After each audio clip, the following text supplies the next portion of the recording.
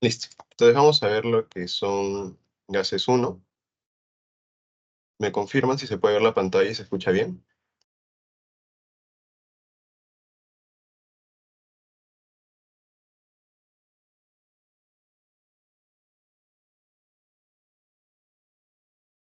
¿Sí se ven, no, chicos? ¿Se escucha bien?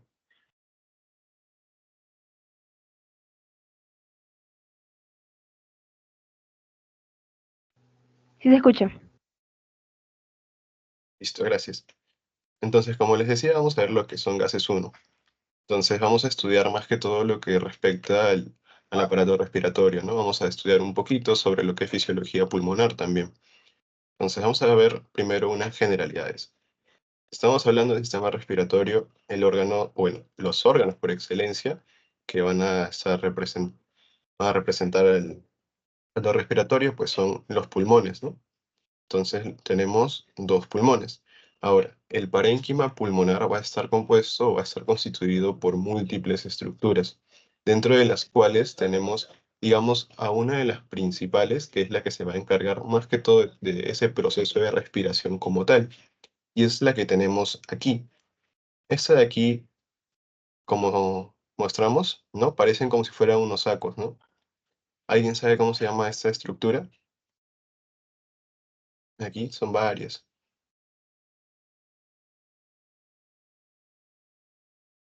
¿Nadie? Estas estructuras de aquí se llaman alvéolos, ¿ya? Alvéolos. ¿Y por qué creen que son importantes los alvéolos? A ver, los que no están con cámara, Patricia. ¿Por qué crees que son importantes los alvéolos?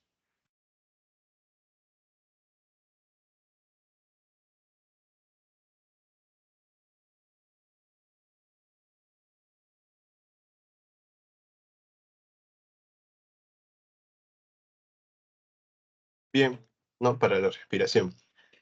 Pero ese término que lo engloba se va a denominar como hematosis, ¿ya? Entonces los alvéolos se encargan de una función principal que es la de hematosis. ¿Qué es la hematosis? Pues la hematosis vendría a ser ese intercambio gaseoso que va a haber entre el alvéolo y el capilar sanguíneo. ¿Qué quiere decir? Imaginemos que aquí está nuestro alvéolo, ¿ya? Nuestro alvéolo, y por aquí va a haber un vaso sanguíneo, un capilar sanguíneo. Entonces, cuando nosotros inspiramos, el oxígeno que viene en el aire que nosotros inspiramos va a ingresar al alvéolo, pero no se queda en el alvéolo, sino que del alvéolo tiene que pasar al capilar sanguíneo, ¿ya? Entonces, el oxígeno pasa del alvéolo al capilar sanguíneo. Y nosotros le damos, digamos, el capilar sanguíneo va a tener lo que es CO2. Y el CO2 pasa al alvéolo para poder ser eliminado a través de la expiración. Entonces, a eso se le denomina como hematosis. Es un proceso en el cual se da un intercambio gaseoso entre el alvéolo pulmonar, obviamente, y los capilares sanguíneos. ¿Ya? Eso es lo que es hematosis. ¿Y por qué es importante la hematosis? Pues porque mediante este proceso el oxígeno va a pasar a los capilares sanguíneos, que luego va a llegar a lo que es el corazón, y de esta manera la sangre oxigenada va a ser eyectada a través de la aorta hacia todos los tejidos. Es decir, que gracias a este proceso se puede oxigenar la sangre, y sabemos que el oxígeno es muy importante para diversas actividades metabólicas celulares, ¿no? Entonces, he ahí la relevancia de lo que es la hematosis. Ahora, nosotros podemos dividir la vía aérea de una manera anatómica en una vía aérea alta y una vía aérea baja. En el caso de la vía aérea alta, vamos a ver aquí que se puede dividir en cavidad nasal, faringe, laringe, y la vía aérea baja se divide en tráquea, bronquios y alvéolos, ¿ya? Esto es importante porque nos permite conocer un poco sobre la división anatómica, y vamos a hablar más que todo sobre la vía aérea baja, que es lo que más nos importa en esta clase. Aquí tenemos la tráquea. La tráquea es una estructura fibrocartilaginosa que a nivel de la vértebra T4, entre T4 y T5, ya más o menos, se va a dividir en dos, ¿ya? en un bronquio principal derecho y en un bronquio principal izquierdo, ¿ya? Derecho, izquierdo. Ahora, solo como curiosidad, el bronquio principal derecho, bueno, aquí no se evidencia en esta imagen, pero usualmente suele ser más vertical. Entonces, como es más vertical, cuando, por ejemplo, un niño se come algo y este se va a la tráquea por casualidad, pues es más probable que se vaya al bronquio derecho, al bronquio principal derecho, porque es más vertical, ¿ya? Bueno, retomando, la tráquea se divide a nivel de T4 o T5, a nivel de la carina, en un bronquio principal derecho y un bronquio principal izquierdo. Estos a su vez van a comenzar a dividirse también, pero en bronquios segmentarios. Y estos bronquios segmentarios van a comenzar a dicotomizarse.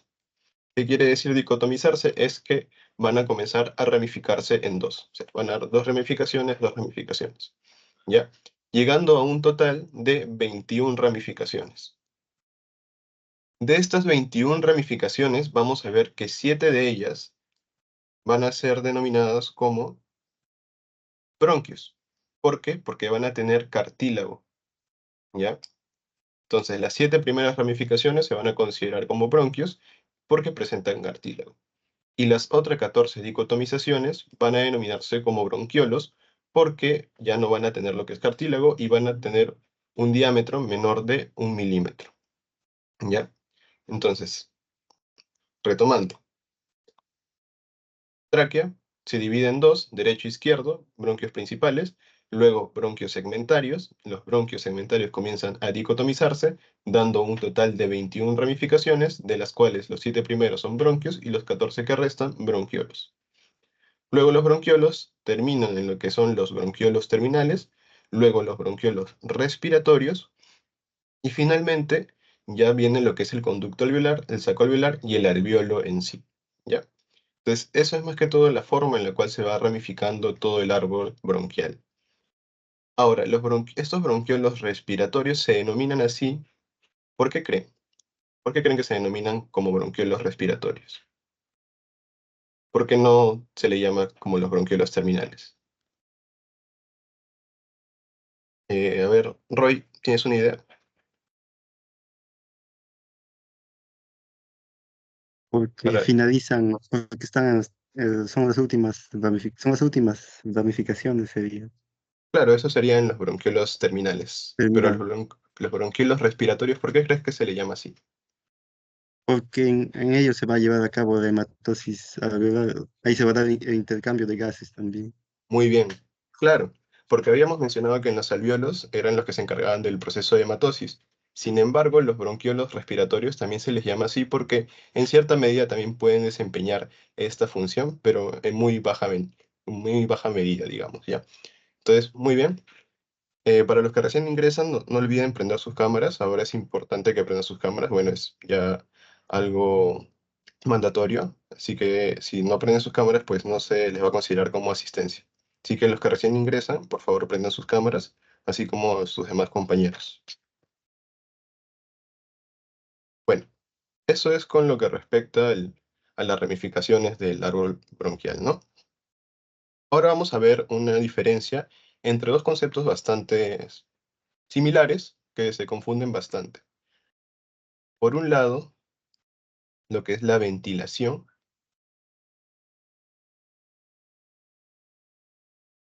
y por otro lado, lo que es la respiración como tal, que ya lo habíamos hablado. La respiración, ¿se acuerdan? Era el proceso, ¿no? En el cual había ese intercambio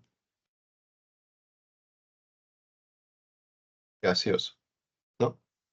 En el cual el oxígeno pasaba del alveolo al capilar y el CO2 del capilar al alveolo. Pero, ¿qué es la ventilación entonces? La ventilación vendría a ser un proceso mecánico, ¿ya? ¿Y por qué un proceso mecánico? Porque la ventilación solo involucra lo que es la entrada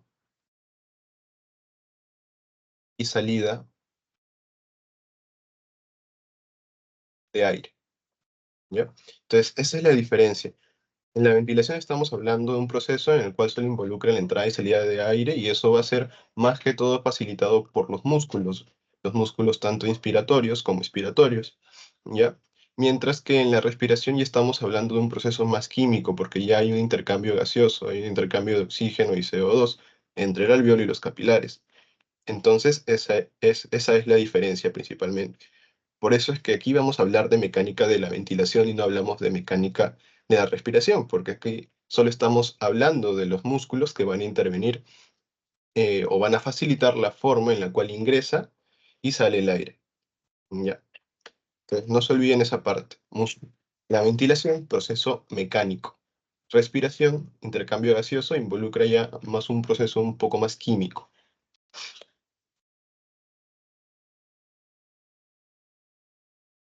Ahora vamos a ver lo que es la mecánica de la ventilación. Como ya les había mencionado un poco, esto va a involucrar lo que respecta o va a facilitar la entrada y salida de aire. Esto lo vamos a poder dividir en dos. En una respiración normal, la que estamos haciendo ustedes y yo, ¿no? Una respiración tranquila, ¿no? Y vamos a dividirlo también en una respiración un poco más forzada. Por ejemplo, cuando haces ejercicio, ahí vas a tener que aplicar una respiración más forzada. Por eso es que dividimos el movimiento en dos. Un movimiento diafragmático y por otro lado un movimiento costal. El movimiento diafragmático va a estar, digamos, bueno, el objetivo del movimiento diafragmático va a estar en torno al diafragma, por eso se llama así, diafragmático, ¿ya? Durante la inspiración, el diafragma se contrae y se va hacia abajo. Este es un proceso activo. Es decir, que cuando tú inspiras, el diafragma como que se va a contraer, se va hacia abajo. Y esto es un proceso activo. ¿Por qué? Porque requiere contracción, requiere utilización de energía. ¿Ya? Requiere el uso de energía, por eso es un proceso activo. Mientras que en la expiración, el diafragma se relaja y se va hacia arriba, ¿ya? Y esto es un proceso pasivo, porque aquí solo se está relajando. Además que aquí vamos a tener las vísceras, ¿ya? Entonces las vísceras también van a como que a empujar el diafragma para que se vaya hacia arriba. Entonces este es un proceso pasivo, no requiere energía, ¿ya? Entonces no se olviden. Inspiración, el diafragma se contrae, se va hacia abajo. Expiración, el diafragma se relaja y se va hacia arriba. Cuando el diafragma se contrae es un proceso activo. Cuando el diafragma se relaja es un proceso pasivo. Por otro lado tenemos el movimiento costal, donde vamos a dividir músculos inspiratorios, es decir, músculos que van a ser utilizados durante la inspiración y que básicamente su función va a ser elevar lo que es el tórax. Y por otro, y por otro lado tenemos a los músculos expiratorios, que estos van a estar enfocados más que todo en descender la caja torácica o en descender el tórax, ¿ya? Y que se van a aplicar obviamente durante la expiración. Entonces, esa es más que todo la función de los músculos inspiratorios y músculos expiratorios cuando hablamos de una respiración forzada. Dentro de los músculos inspiratorios tenemos la región costal, donde vamos a encontrar a los músculos intercostales externos, ¿ya? De ahí vamos a ver una imagen donde se va a poder evidenciar. Luego tenemos en la región torácica anterolateral tenemos a los músculos pectorales mayor y debajo a los pectorales menores, ¿ya? También contamos con el músculo serrato mayor, que en este caso el músculo serrato mayor va a ser importante, ¿por qué? Porque eleva de las 9 a 10 primeras costillas, ¿ya? Entonces el músculo serrato mayor o anterior me va a elevar de las 9 a las 10 primeras costillas. Luego en la región del cuello tenemos el músculo esternocleidomastoidea que va a encargarse de elevar al esternón, más que todo. Tenemos a los músculos escalenos anterior, medio y posterior que me van a elevar las dos primeras costillas,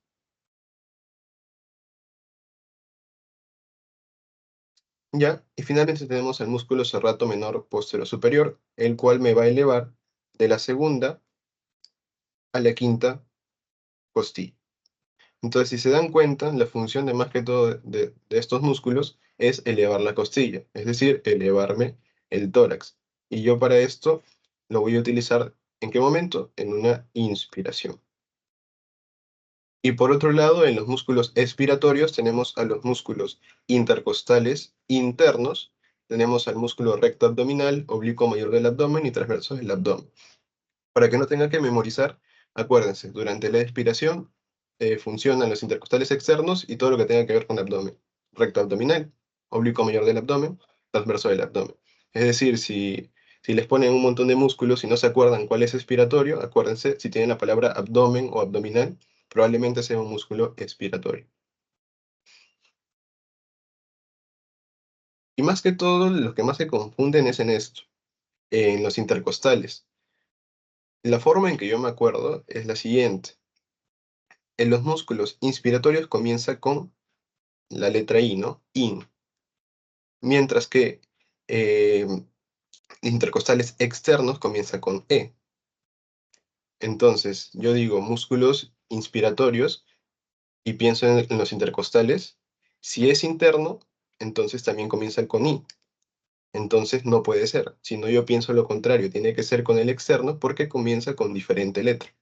Igual ocurre en los expiratorios. Músculo expiratorio comienza con E. Entonces yo pienso, si es expiratorio, debe ser el intercostal externo. También comienza con E. Pero no. Es el intercostal interno que comienza con I. ¿Ya? Más que todo es una forma en la cual yo puedo recordar cuál intercostal es inspiratorio y cuál intercostal es expiratorio. Es lo contrario. Si es inspiratorio, entonces es externo porque comienza con E. Si es expiratorio, entonces es interno porque comienza con I. ¿Ya? Y esa es una forma en la cual yo puedo recordar más que todo cuál intercostal pertenece a qué clase de músculo, ¿ya? Y no se olviden, pues, que si no se acuerdan, si es un músculo expiratorio, si tiene abdomen o abdominal, muy probable que sea expiratorio. Y aquí tenemos algunos de los músculos que hemos mencionado. Durante la inspiración tenemos el esternocleido mastoideo, que se encarga de elevar el esternón. Tenemos al escaleno, que se encarga de elevar las dos primeras costillas. Tenemos al serrato anterior, que se encarga de elevar las 9 a las 10 primeras costillas. Tenemos a los intercostales externos, acuérdense, ¿no? Que se encarga de elevar a las costillas también. Tenemos acá el diafragma, ¿no? Que está más que todo en la respiración tranquila, respiración normal. ¿Ya? No se olviden, durante la inspiración se eleva, ¿ya? Desciende, mejor dicho, se contrae, desciende, y durante la expiración se eleva y es un proceso pasivo. Luego tenemos en la expiración en los intercostales internos, acuérdense, internos, tenemos a los transversos torácicos, tenemos al recto anterior mayor, tenemos al oblicuo mayor y al oblicuo menor. Y aquí tenemos una radiografía en la cual, bueno, antes de ver esto, primero vamos a ver un poco sobre esto, sobre las presiones pulmonares, ¿ya? ¿Hasta ahí ya tienen alguna duda?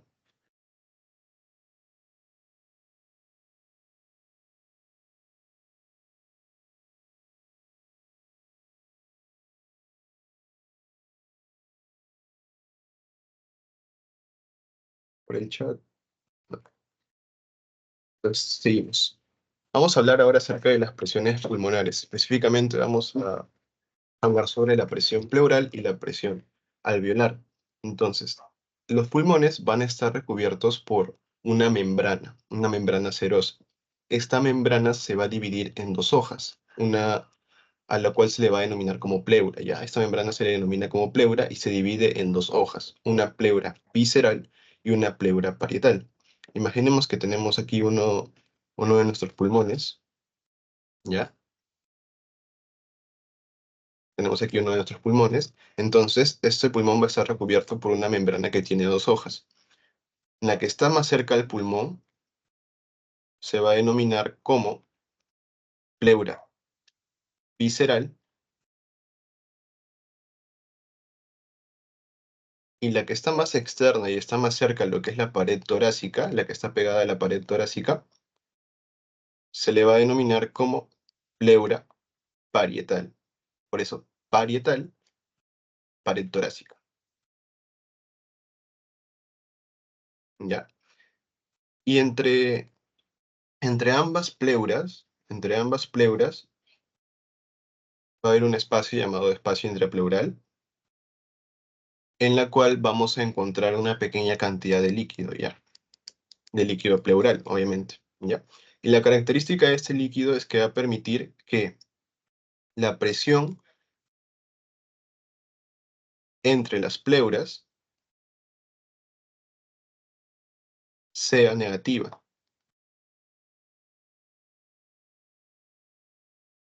¿ya? ¿Y por qué es importante que la presión sea negativa? Porque el pulmón, aunque esté en reposo, se va a mantener levemente distendido, levemente insuflado, digamos. ¿Por qué? Porque esta presión negativa permite eso, ¿ya? Ahora, regresando a la radiografía, aquí tenemos una radiografía en la cual vamos a ver un poco sobre las estructuras que estamos estudiando. Por ejemplo, aquí, esto de aquí, como si fuera una montañita, vendría a ser el diafragma, que justamente lo habíamos visto hace un momento, ¿ya? Este diafragma aquí va a tener un ángulo, ¿ya? A lo que se le denomina como ángulo costofrénico, que ante ciertas circunstancias, si no ves este ángulo, puede ser porque ahí está ocurriendo alguna enfermedad, una patología, como lo es el caso de esta radiografía. Cuando vean radiografías es como jugar, ¿qué imagen, cuál es la diferencia entre estas dos imágenes? Es muy parecido. Si tú sabes cómo es una imagen de una radiografía normal, solo tienes que buscar qué ves anormal y ya. En este caso, miren, este lado, miren el tamaño, ya, del espacio pulmonar, y miren este espacio, ¿no? Se ve diferente, se ve reducido. Y aquí, si se dan cuenta, ven como que una zona más blanca, una zona radiopaca. ¿Y esto por qué? Porque en este caso, este paciente tiene lo que es un derrame pleural. Por eso el líquido comienza a acumularse entre las pleuras, ¿ya? Y comienza a salir de este espacio y se hace visual. Entonces, aquí vemos este derrame pleural. Y si se dan cuenta, aquí ya no se puede observar lo que es el ángulo costofrénico, ¿no? Aquí se observa el ángulo, pero aquí ya no se observa. Y esto es porque el líquido hace que se borre en la radiografía, ¿ya? Entonces, eso es lo que podemos aplicar del estudio de la pleura. Porque ya les dije, ¿no? La pleura aquí tiene pequeña cantidad de líquido. Pero ¿qué pasa si este líquido comienza a aumentar? Ya comienza a salirse de este espacio y comienza a denominarse lo que es un derrame pleural. Y esto trae consigo un montón de, de dificultades, como la dificultad respiratoria, ¿no? Etcétera. Ya.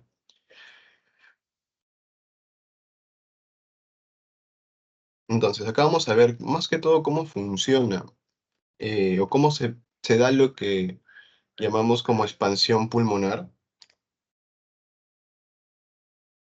a través de un ejemplo, ¿ya? Estos chuponcitos aquí se les denomina ventosas y más que todo su función es para poder trasladar objetos, como en este caso los vidrios, ¿ya? Y esto lo hace gracias a una presión negativa. Entonces, supongamos ya que esto vendría a ser nuestro pulmón. Esta parte de aquí, la superficie, vendría a ser, ¿qué vendría a ser? El que está pegado al pulmón sería la pleura visceral, ¿ya?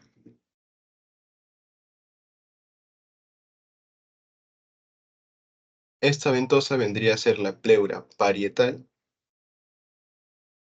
y finalmente la mano, digamos, vendría a ser la pared torácica.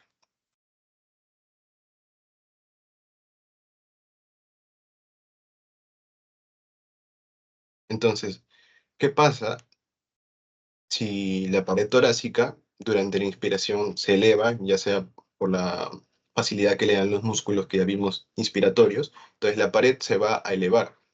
¿Pero qué está pegado a la pared torácica? Pegado a la pared torácica se encuentra a la pleura parietal. Entonces la pleura parietal también se va a elevar. ¿Y qué pasa con la pleura visceral? La pleura visceral también está pegada a la pleura parietal, entonces también se eleva. Y finalmente, si la pleura visceral está pegada a lo que es el pulmón, que se va a elevar, también se va a elevar el pulmón, ¿ya? Entonces, digamos, es como si yo jalo esto y este jala a la otra persona y esto jala a la otra persona. Y esta forma es que el pulmón se puede llegar a insuflar por la propia presión negativa que está entre las pleuras.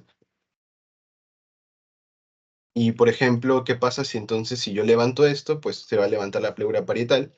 se va a levantar la pleura visceral y finalmente se va a levantar el pulmón. Y esto es lo que permite que mi pulmón se expanda, ¿ya? Que se pueda expandir. Entonces, ¿qué pasa si yo levanto esto? Pues se va a levantar todo, miren.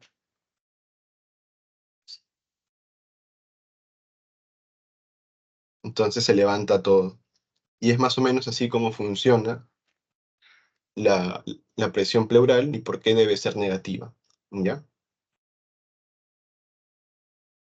Hasta ahí, chicos, ¿alguna duda sobre la presión pleural?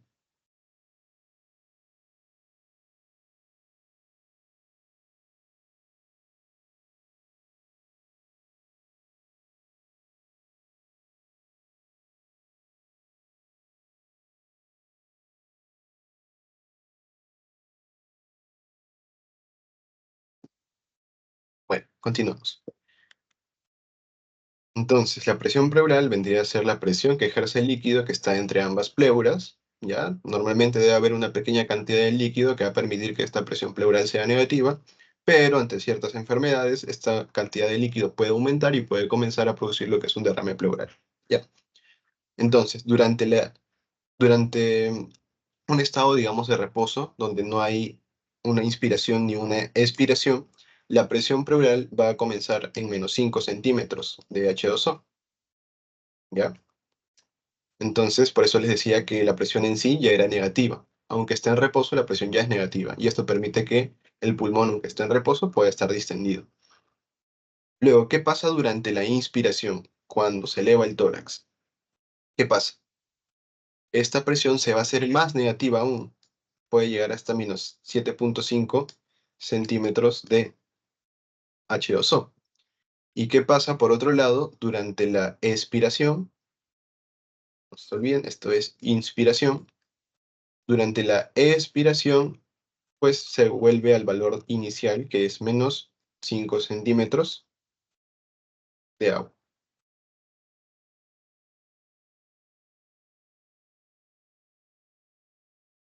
¿Ya? Entonces, esa es como la forma en la cual va variando la presión pleural durante la inspiración o la expiración.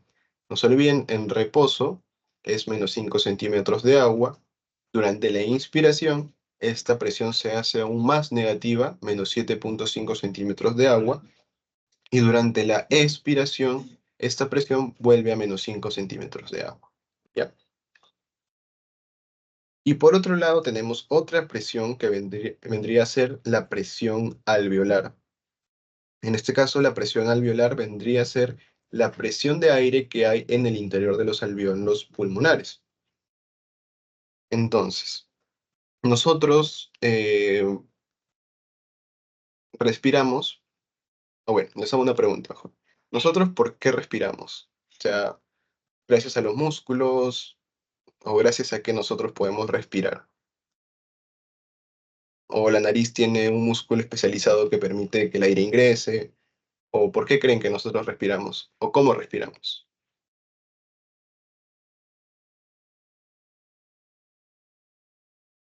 Sí, Petrus, puedes hablar. Gracias. Creo que la respiración se da por la diferencia de presiones que se da tanto en la presión atmosférica y la presión pulmonar. Dentro de eso se encuentra, por ejemplo, la presión alveolar y eh, esa sería una de las causas por las que se da la respiración. Claro. Muy bien. Bueno, cuando era pequeño, incluso en el colegio yo pensaba que nosotros respirábamos porque la nariz tenía la fuerza necesaria para ingresar el aire, digamos, pero en realidad, como mencionó su compañero, está muy bien, nosotros respiramos por una diferencia de presiones. Esta diferencia de presiones tiene que estar entre la atmósfera y entre el alveolo pulmonar. Es decir, para poder condicionar una buena respiración, debe haber una diferencia de presiones entre la atmósfera y el alveolo, ¿ya? De esta manera, cuando no hay inspiración ni una expiración, lo que va a pasar es que en la atmósfera la presión va a ser 0 centímetros de agua. Y en el alveolo también va a ser 0 centímetros de agua, ¿ya? Entonces, cuando no hay una inspiración ni una expiración, el alveolo tiene 0 centímetros de agua y la atmósfera tiene 0 centímetros de agua. Pero aquí no hay una gradiente de presiones, no hay una diferencia de presiones, por lo tanto no hay un ingreso ni salida de aire. Por eso, durante la inspiración,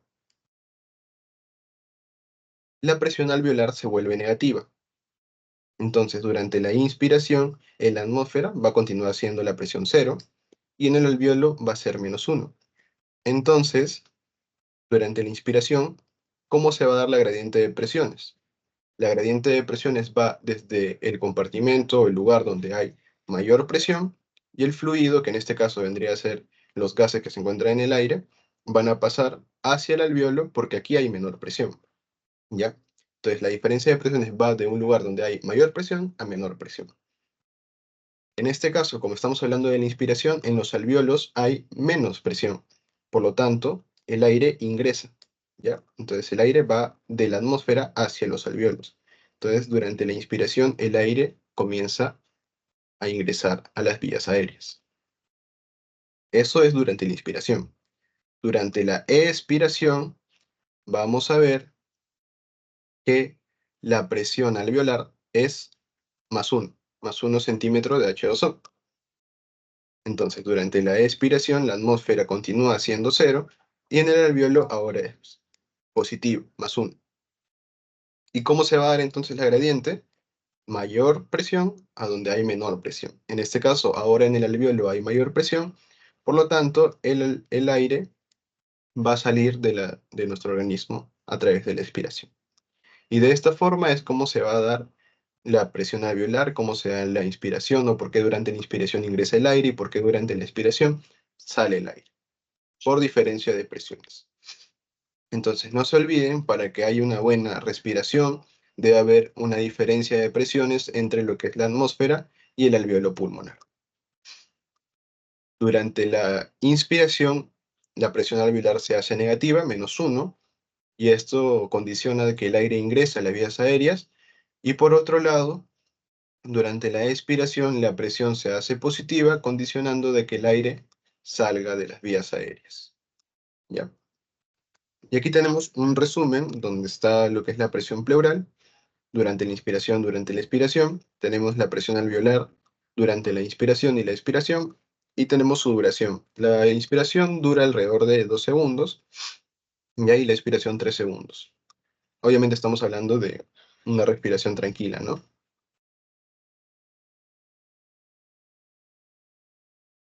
Algunas palabras nomás sobre la presión transpulmonar es que va a ser la diferencia entre la presión alveolar y la presión pleural. Más que todo te va a medir la fuerza elástica de los pulmones que tienden al colapso durante la respiración. Ya vamos a ver por qué los alvéolos tienden al colapso más adelante. Y esto es importante, también se le conoce como presión de retroceso. Ya se le conoce como presión de retroceso. Entonces, aquí tenemos, por ejemplo, un diagrama, un gráfico, donde se puede ver la presión alveolar, en este caso, por aquí, y tenemos también la presión pleural. O sea, te va a comparar las dos presiones. ¿Se acuerdan? Durante la inspiración, la presión pleural era -7.5, ¿ya? Y durante la expiración pasaba a -5, ¿no? ¿Se acuerdan? Ya, entonces, esa diferencia que va a existir entre la presión pleural y la presión alveolar se va a denominar como presión transpulmonar. Ya es la diferencia, no es, digamos, el producto, sino la diferencia. Y eso más que todo sobre la presión transpulmonar tampoco le preguntan mucho. Más que todo tienen que recordar su otro nombre y qué es la diferencia entre la presión alveolar y pleural. Tampoco como que profundizan mucho sobre esta parte, así que. Por otro lado, tenemos lo que es la compliancia pulmonar, ¿ya? La compliancia pulmonar está en relación con la distensibilidad, ¿ya? La distensibilidad, ¿qué vendría a ser? La distensibilidad vendría a ser una propiedad que presenta el pulmón, o bueno, una estructura en general, que va a permitir que se alargue y se distienda. O sea, es, digamos, como dice, la propiedad que tiene una estructura para poder alargarse, digamos, en otras palabras.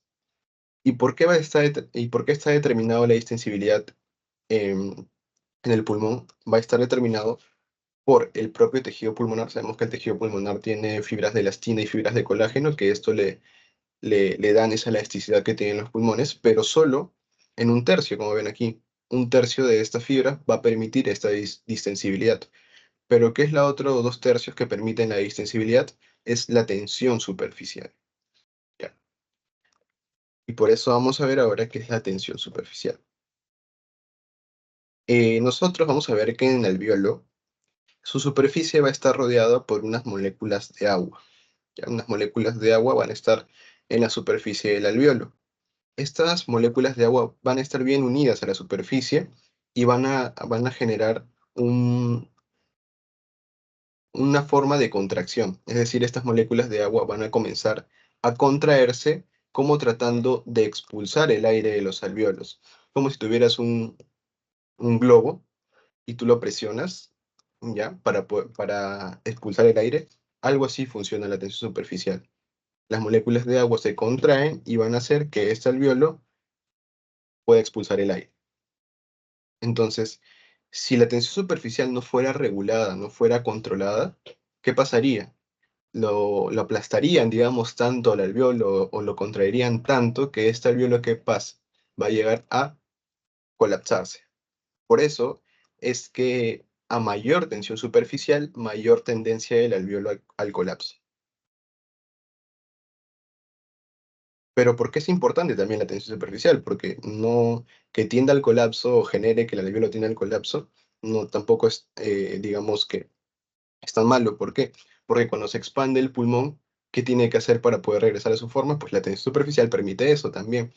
Genera esa contracción para que regrese a su forma. Pero tampoco hay que irnos a los extremos. ¿Qué pasa si el pulmón se sobreexpande? Pues también se va a colapsar. ¿Qué pasa si se contrae demasiado? También se colapsa. Entonces debe haber un equilibrio ahí, debe haber un control entre la tensión superficial y la expansión del pulmón. ¿Ya? Y por eso es importante la tensión superficial. Pero como decimos, si es que esta tensión es muy fuerte, va a generar que el alveolo pueda colapsarse. ¿Y qué evita justamente que este alveolo se colapse? Pues el surfactante pulmonar. ¿Ya? El surfactante pulmonar vendría a ser un agente tensioactivo. ¿Qué es un agente tensioactivo? Pues es un agente que reduce la tensión superficial. Entonces, esto evita que mi alveolo se pueda llegar a colapsar. El surfactante pulmonar, ¿por quién es producido? ¿Neumocitos tipo 1 o neumocitos tipo 2?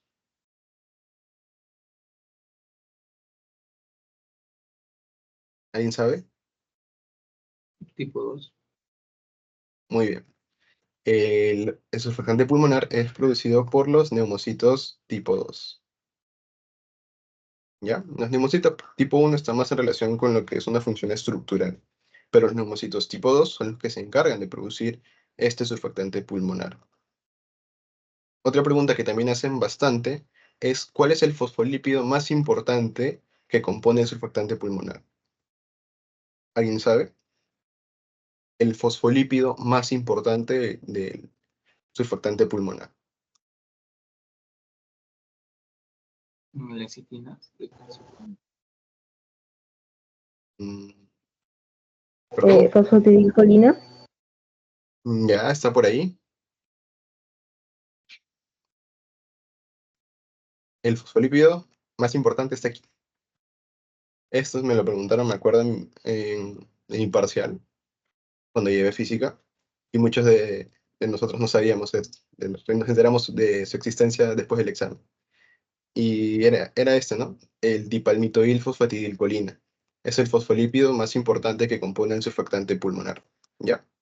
El dipalmitoil fosfatidilcolina. Ahora, ¿por qué es importante el surfactante pulmonar? Bueno, ya vimos que reduce la tensión superficial, pero eso es más que todo fisiología. ¿Por qué es importante conocerlo en la parte ya clínica? ¿Vamos a encontrarlo tal vez en, en práctica médica? Pues sí, o sea, vamos a ver que se va a estar relacionado con algunas entidades patológicas. Por ejemplo, vamos a ver una de ellas, pero primero quiero que sepan que el surfactante pulmonar se comienza a producir a finales del sexto mes, ¿ya? comienza a finales del 6º mes de gestación, obviamente, finales del 6º mes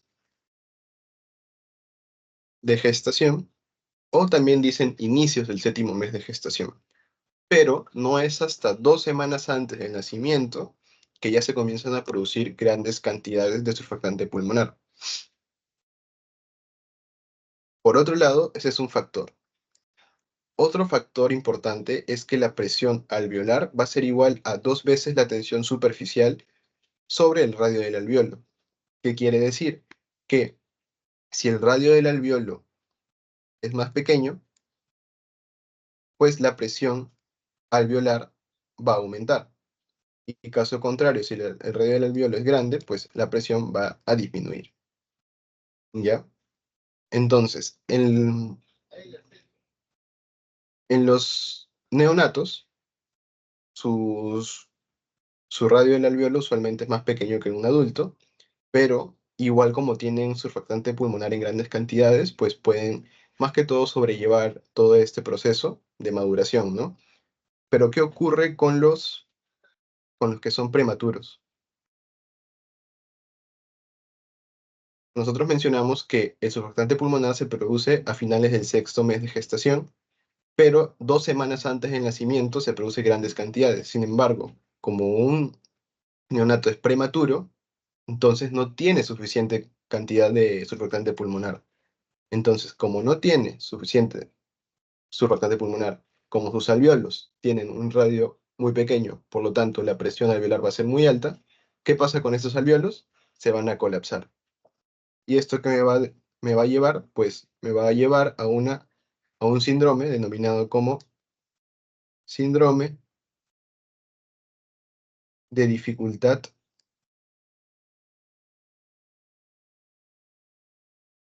respiratoria neonatal. ¿Ya? Y por eso es importante conocer cuándo se produce el surfactante pulmonar. Es importante conocer qué tiene que ver o cuál es la importancia del radio del alveolo y todo eso, ¿ya? Entonces, no se olviden, el surfactante pulmonar es un agente tensioactivo, te reduce la tensión superficial, es producido por los neumocitos tipo 2. El fosfolípido más importante es el dipalmitoilfosfatidilcolina. Comienza a producirse a finales del 6º mes de gestación, pero a 2 semanas antes del nacimiento ya comienza a producirse grandes cantidades. ¿Ya? ¿Y cómo es aplicable esto en la práctica clínica? Pues si un bebé o un neonato es prematuro, uno, no tiene un radio, bueno, su radio del alveolo es menor que el de un adulto, sumándole que no tiene suficiente surfactante pulmonar, esto lleva a que los alvéolos que pase se colapsen, porque la tensión superficial va a ser mucha.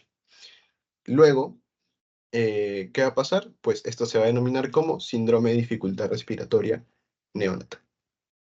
Espero que esta parte haya quedado claro porque la preguntan bastante. ¿Tienen alguna duda?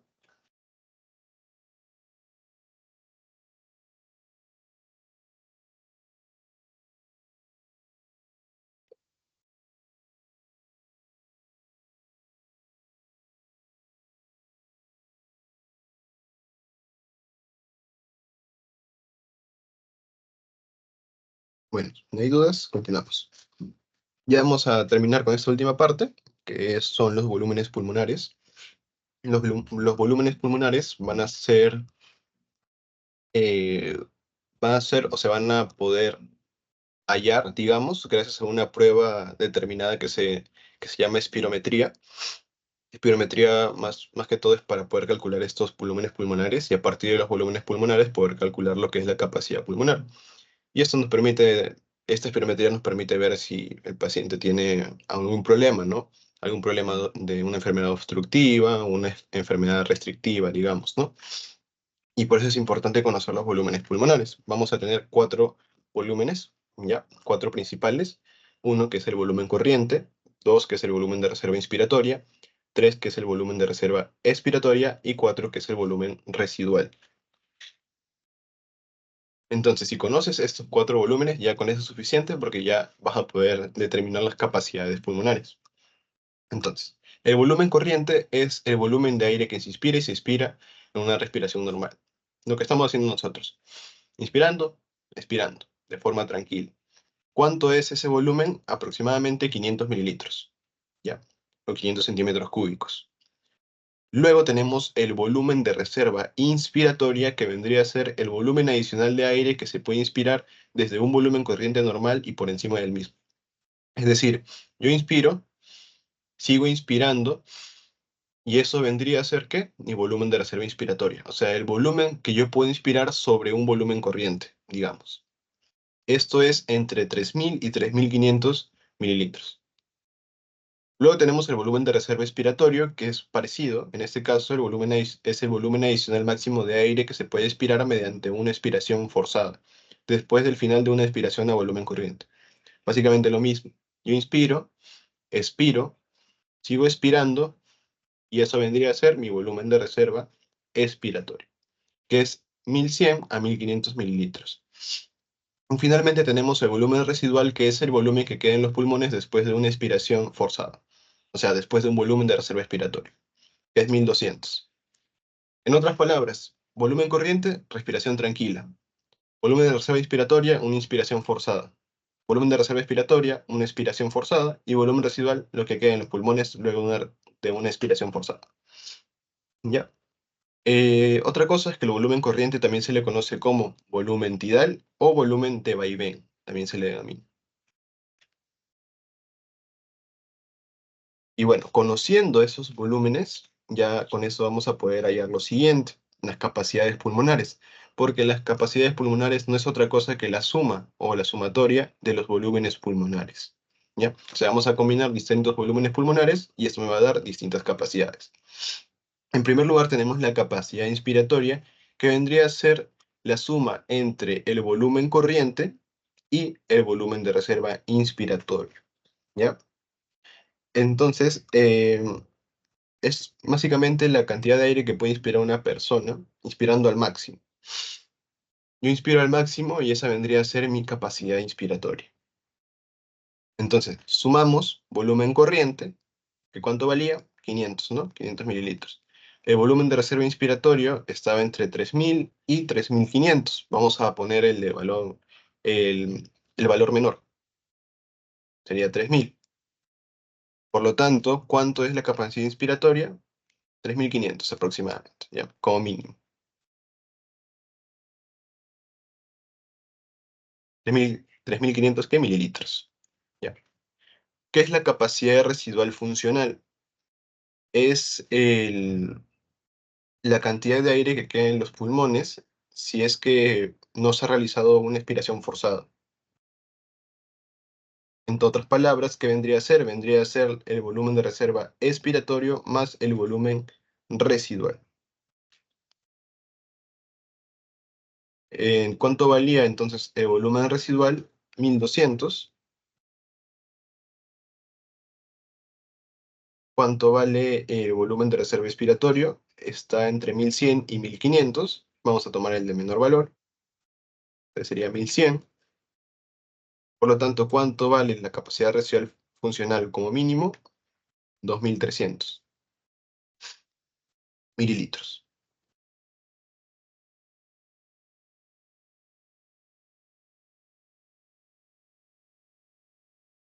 En tercer lugar, tenemos la capacidad vital, que la capacidad vital vendría a ser el volumen de aire que yo tengo al inspirar y al expirar al máximo. ¿Ya? O sea, yo inspiro al máximo y expiro al máximo, se vendría a ser mi capacidad vital. Por lo tanto, si yo estoy inspirando, ¿qué voy a tener? Volumen de reserva inspiratorio, volumen corriente, y si yo expiro al máximo, ¿qué voy a tener? Volumen de reserva expiratorio. Entonces tengo que sumar estas tres cantidades. Volumen de reserva inspiratorio, que valía 3.000 como mínimo. Volumen de reserva expiratorio, que valía 1.100. Y volumen corriente, que valía 500. Entonces yo sumo todo esto y me da un total de 4.600 mililitros. Y la capacidad pulmonar total finalmente vendría a ser el máximo volumen de aire con el cual puede expandirse los pulmones. O sea, es lo máximo, máximo que se puede tener. Lo máximo que se puede expandir los pulmones. ¿Ya? Entonces sumamos la capacidad vital, que era 4.600, más el volumen residual, que era lo que queda en los pulmones, que es 1200, y nos da entonces que la capacidad pulmonar total es de 5800 mililitros.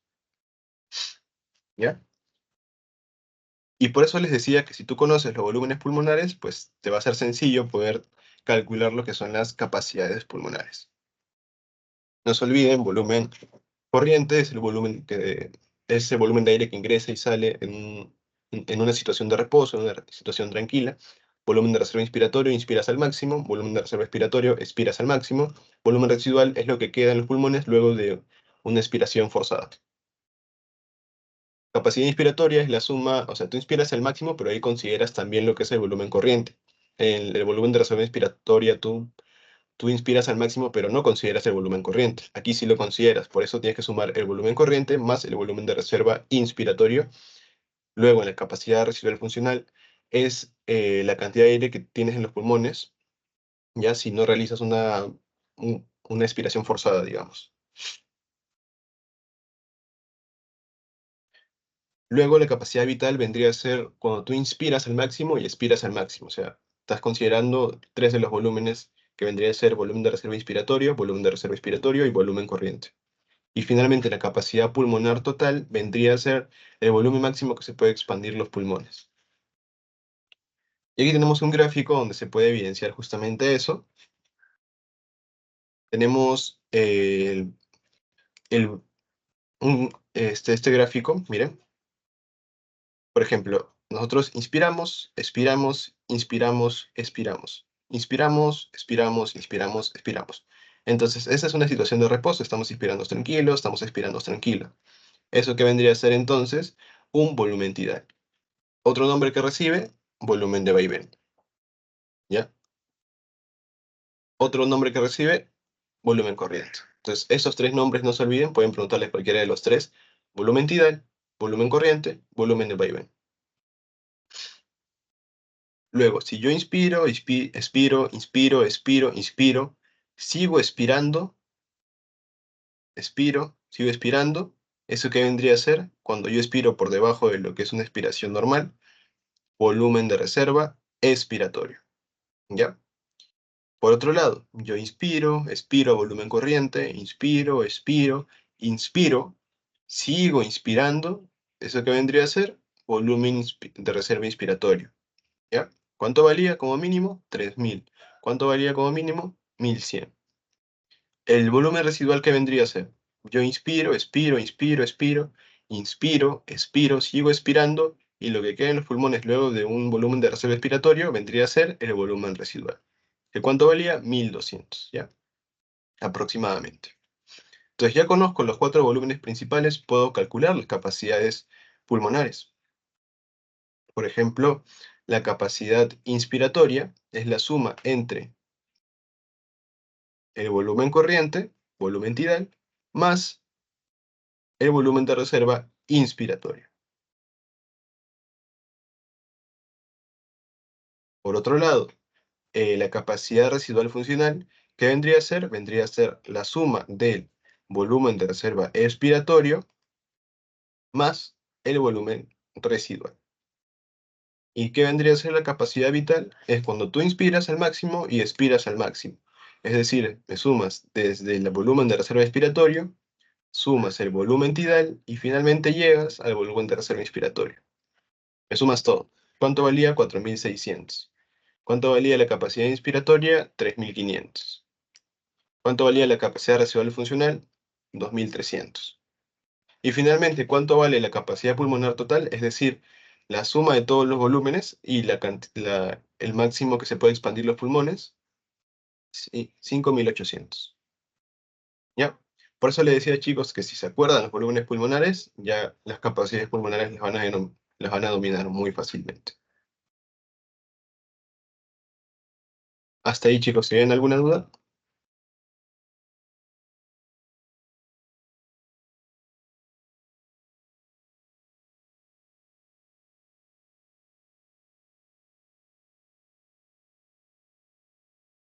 Bueno, seguimos. Ya esto es lo último. ¿Qué es el espacio muerto? ¿Alguien sabe qué es el espacio muerto?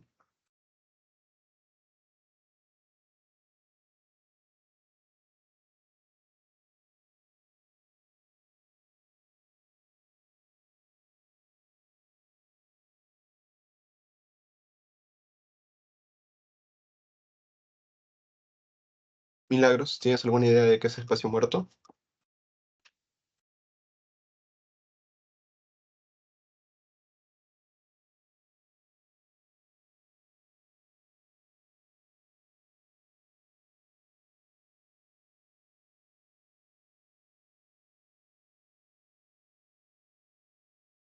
Por el chat si gustas, no hay problema, si no quieres prender tu micro. Sí, Petrus. El espacio muerto podría ser el volumen o el espacio ocupado eh, por las cavidades en las que transita el aire, o sea, necesariamente no aquellas que ¿cómo me explico? Por ejemplo, la cavidad respiratoria, por ejemplo. Hay un espacio en el que siempre va a estar abierto por el mismo hecho de que, por la misma cavidad, ¿no? Por ejemplo, la faringe, la tráquea, son órganos que no van a caerse, no van a cerrarse por su propia estructura del tejido conectivo que tienen, ¿no? Pero al tener esa abertura, pienso que se puede referir a ese espacio muerto por el que transita, ingresa y sale el aire sin afectar el volumen que ocupa dicho espacio. ¿Ya? Buen razonamiento. Sí, está en relación, pero en realidad el espacio muerto vendría a ser el volumen de aire que se va a quedar en las vías respiratorias. ¿Ya? Es decir, es el volumen de aire que no llega a los alvéolos. Pero, aquí hay un pero, hay cierto volumen que se queda en las vías respiratorias y hay otro volumen que llega al alvéolo, pero no se da el proceso de hematosis, ¿ya? Es decir, no se intercambia. Por eso es que dividimos el espacio muerto en dos, en un espacio muerto anatómico, que es justamente el volumen de aire que se queda en las vías respiratorias, se queda atrapado, digamos ahí, ¿ya? Y no llega a los alvéolos. Y tenemos el espacio muerto alveolar, que como su mismo nombre lo dice, en este caso, el volumen de aire sí llega a los alvéolos, pero no se intercambia, no se da el proceso de hematosis. ¿Y por qué? Puede ser dos motivos. En este caso, por ejemplo, en este caso tenemos la tráquea, ¿no? Tenemos el árbol bronquial. En este caso el aire se queda, supongamos, en la tráquea, ¿no? Se queda en las vías. Y entonces, esto se denomina como espacio muerto anatómico. Sin embargo, aquí tenemos el alvéolo, y aquí sí llega el aire, o sea, ingresa el aire al alvéolo. Pero ¿qué pasa con este alvéolo? O este alvéolo está mal perfundido, por mala perfusión,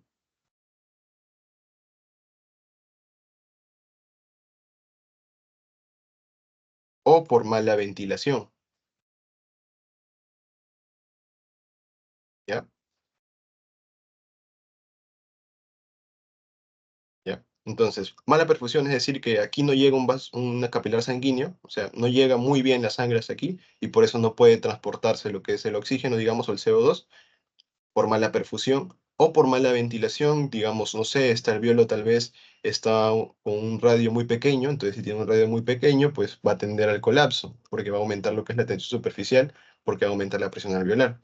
Entonces, en este caso, el aire que ingresa, a pesar de que ingresa al alvéolo, no se logra intercambiar, no logra completar el proceso de hematosis. Entonces, por mala perfusión o por mala ventilación. Y ya si yo sumo lo que es el volumen de aire que se queda en las vías respiratorias más el volumen de aire que llega a los alvéolos pero no se intercambia, entonces me da el espacio muerto fisiológico, ¿ya? Y esto es aproximadamente 150 mililitros. Y eso es todo lo que tenía para darles. Ah, bueno, aquí tenemos finalmente un ejercicio. Ya eso se los dejo como tarea para que puedan realizarlo. O si no lo hacemos ahorita, intenten a ver resolverlo.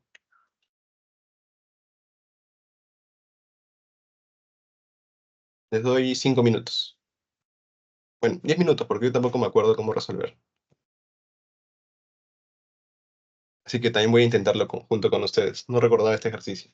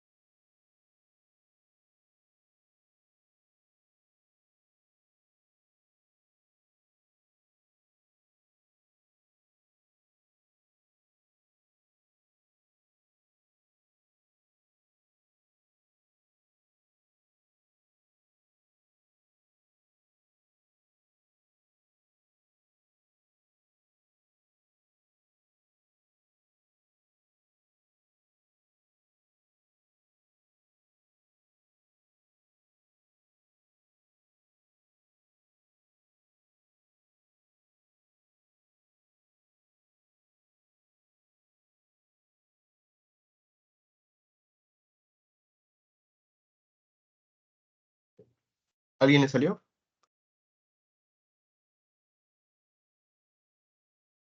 ¿1700? Muy bien. ¿Alguien piensa igual?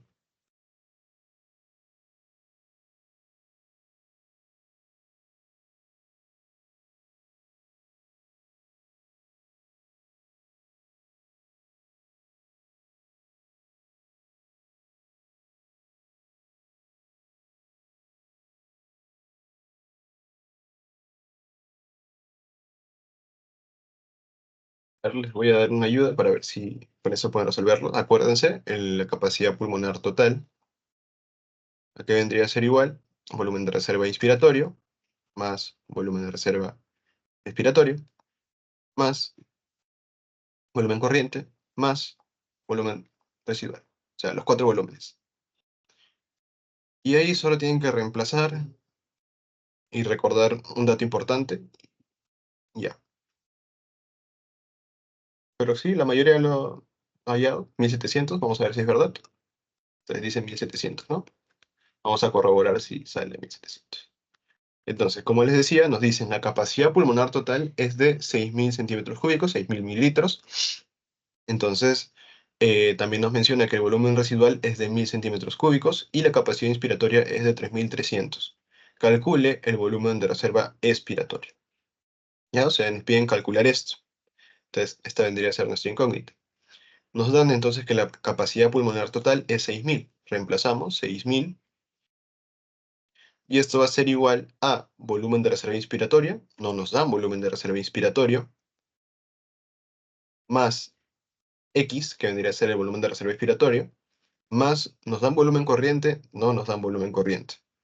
Más volumen residual, que es 1.000. Entonces, nos faltan dos datos. No nos los dan. Pero nos dicen que la capacidad inspiratoria es 3.300. ¿Y qué era la capacidad inspiratoria? Era la suma del volumen corriente más volumen de reserva inspiratorio. Entonces tenemos volumen de reserva inspiratorio, tenemos volumen corriente.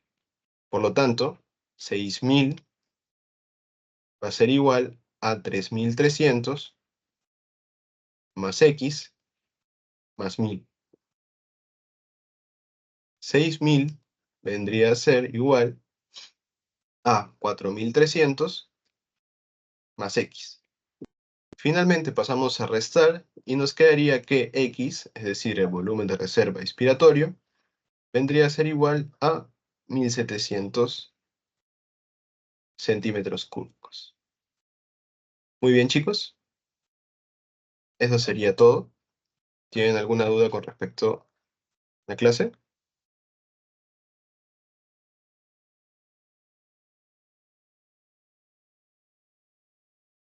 Todo claro.